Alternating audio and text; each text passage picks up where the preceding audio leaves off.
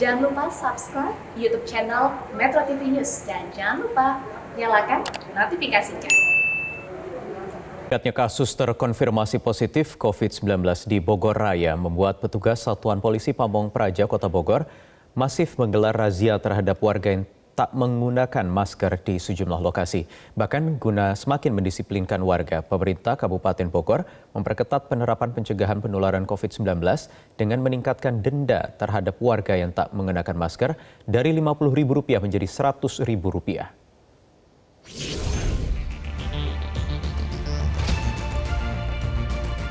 Sejak diterbitkannya Peraturan Wali Kota Bogor Nomor 4 Tahun 2020 tentang penggunaan masker, sebanyak 242 pelanggar terjaring razia karena tertangkap tangan tidak mengenakan masker. Kebanyakan pelanggar adalah para pejalan kaki, pengendara roda 2 dan 4, serta penumpang angkutan umum. Ironisnya, sanksi denda belum diterapkan secara maksimal karena denda uang baru diterapkan terhadap masyarakat yang melakukan pelanggaran lebih dari 3 kali.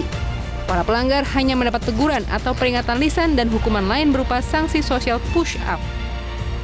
Sampai hari ini kita dari mulai diterapkan Perwali 4 tahun 2020, setiap hari kayak melaksanakan kegiatan penindakan pada orang yang nggak menggunakan masker di 6 kecamatan di Kota Bogor.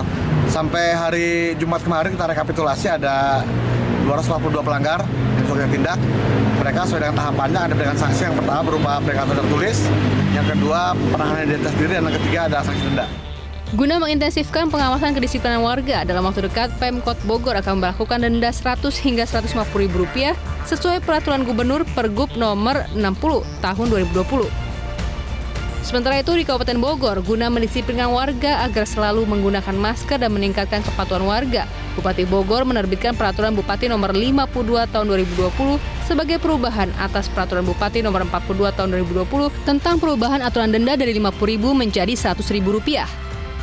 Bupati Bogor menyebut kenaikan nominal denda dilakukan untuk memperketat penerapan pencegahan penularan COVID-19 mengingat kembali meningkatnya kasus COVID-19 di Kabupaten Bogor. Selain menaikkan denda, aparat Satpol PP Kabupaten Bogor juga memperketat razia dan pengawasan di sejumlah titik kumpul aktivitas warga. Dan operasi itu sekarang sudah mulai menyisir ke pinggir-pinggir ya, ke daerah-daerah. Jadi tidak hanya di perkotaannya saja, kita sudah ke pinggir-pinggir, karena kita sudah banyak temukan justru di daerah-daerah ini ya, di pinggir-pinggir ini yang mereka belum taat aturan terhadap penggunaan masker. Yang kedua juga tempat-tempat wisata. Kita karena Kabupaten Bogor ini cukup banyak tempat wisata, biasanya Sabtu Minggu cukup padat, sehingga perlu kita lakukan patroli. Kasus COVID-19 di Bogor Raya, yakni Kabupaten dan Kota Bogor sendiri terus menunjukkan peningkatan. Sejak 2 hari dilakukan perpanjangan PSBB, kasus di Duo Bogor ini menembus lebih dari 1.000 kasus. Sejumlah pakar menilai wilayah Bogor Raya memang sangat rawan penularan COVID-19 karena merupakan jalur aktif lintasan antara Jakarta, Bekasi, dan Depok yang merupakan wilayah zona oranye dan merah COVID-19. Tim Liputan Metro TV.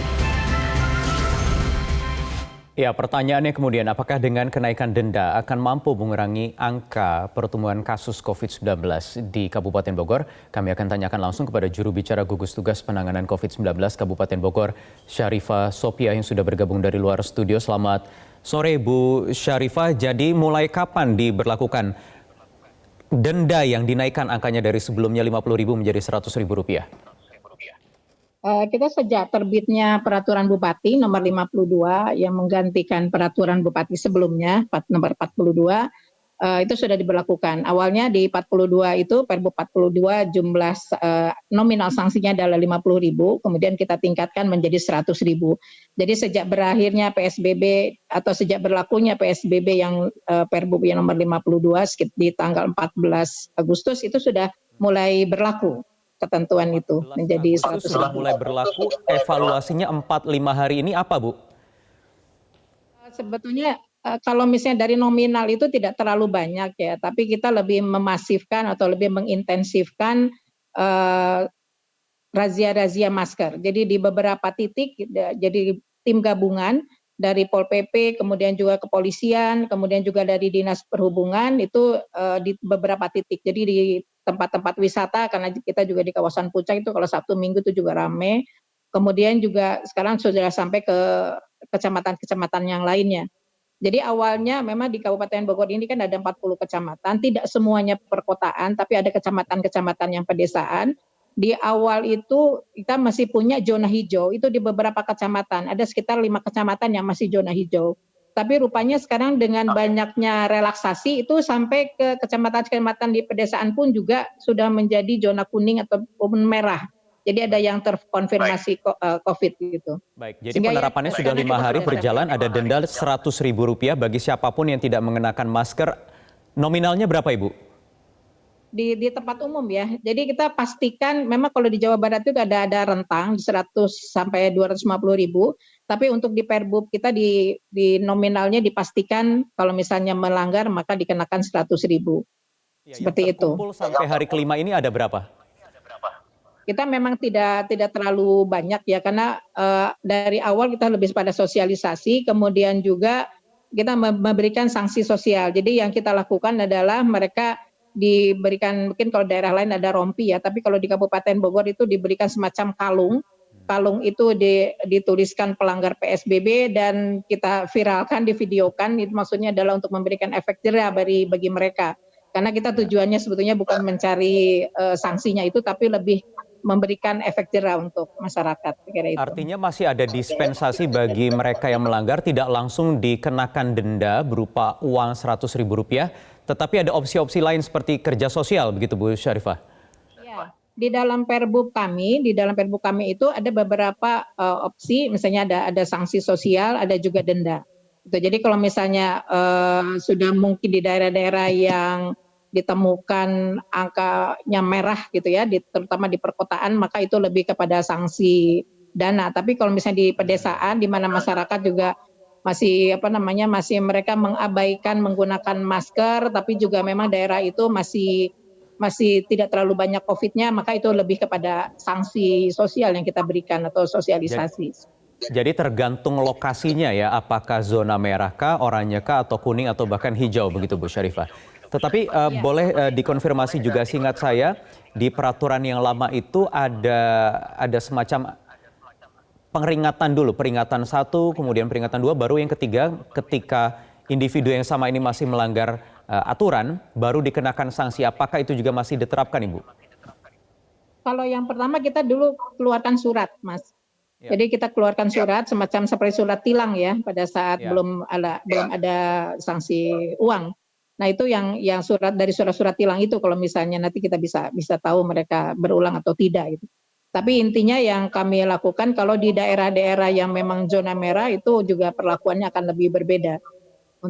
Karena di zona merah itu rata-rata di perkotaan dan kami sudah cukup memberikan sosialisasi. Bahkan di beberapa tempat itu kita tempelkan untuk tempat-tempat pertokoan dan sebagainya, kita tempelkan kalau misalnya tidak bermasker maka tidak boleh mengunjungi tempat-tempat tersebut. Jadi untuk di zona merah tidak ada peringatan lagi atau semacam surat tilang, tetapi langsung diterapkan dendanya Rp100.000. Ya kita itu juga memang agak sulit juga di dalam penerapannya ya. Jadi kalau misalnya memang mereka tidak mampu, karena kita bukan tujuannya untuk mengambil ini, maka kemudian yang dilakukan oleh tim yang melakukan monitoring itu adalah dilakukan dengan sanksi sosial, dengan yang tadi kita viralkan, kita videokan untuk memberikan sanksi jerak bagi mereka. Ya. Bu Syarifah, tadi kan Anda mengatakan wilayah Puncak itu juga masuk wilayah yang ketika masuk akhir pekan ramai, apalagi di minggu ini ada 2 tanggal merah, libur panjang. Bagaimana upaya yang dilakukan agar para wisatawan yang datang ke Kabupaten Bogor ini bisa benar-benar tertib mengikuti peraturan yang sudah ditetapkan? Kami sebetulnya ini juga bertahap ya. Untuk daerah Puncak ini pada saat pemberlakuan PSBB, dulu tuh objek wisata tidak boleh dibuka pada awalnya. Tapi kemudian terjadi penumpukan di tempat-tempat umum. Jadi seperti di Gunung Mas, di tempat-tempat parkir itu terjadi penumpukan karena objek wisata tidak buka. Tapi untuk saat ini objek wisata itu sudah boleh buka, sehingga kita berharap sebetulnya terjadi penguraian orang-orang yang mau berwisata tidak lagi di tempat-tempat umum. Kalau misalnya di tempat-tempat objek wisata, kita sudah berikan tanggung jawab juga kepada pemilik objek wisata agar mereka pun juga ikut menjaga masyarakat yang tidak bermasker. Apakah sudah ada juga pengelola wisata yang dikenakan sanksi karena ada ketidakdisiplinan pihak pengelola dalam mendisiplinkan warga yang berkunjung ke sana? Sudah ada. Waktu itu di rumah makan, ada beberapa rumah makan kita denda, mereka bayar kalau tidak salah antara 5 sampai 10 juta yang itu yang mereka kenakan denda. Karena mereka tidak memberlakukan physical distancing dan buka pada jam-jam yang tidak diperkenankan, tidak sesuai dengan peraturan bupati. Itu yang kita kenakan denda kepada mereka. Seperti itu. Baik, terima kasih juru bicara Satgas COVID-19 Kabupaten Bogor, Syarifah Sofia atas waktunya di Prime Time News.